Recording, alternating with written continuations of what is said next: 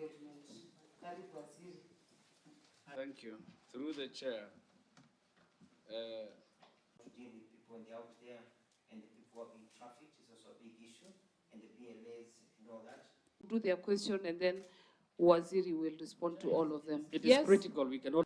We need to see more prosecution, and I'll not rest until there are more prosecution. So we have identified about 25 recruitment agencies. We have deregistered or denied registration due to various reasons.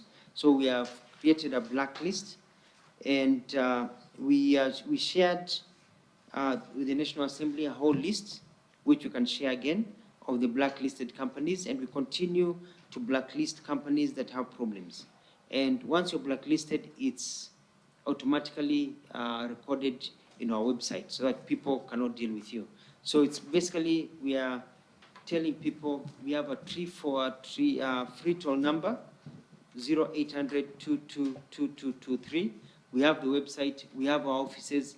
Please, please, please, before anybody, and you can tell your people, your constituents, before anybody pays any money to anybody, they need to make sure they're dealing with a registered company.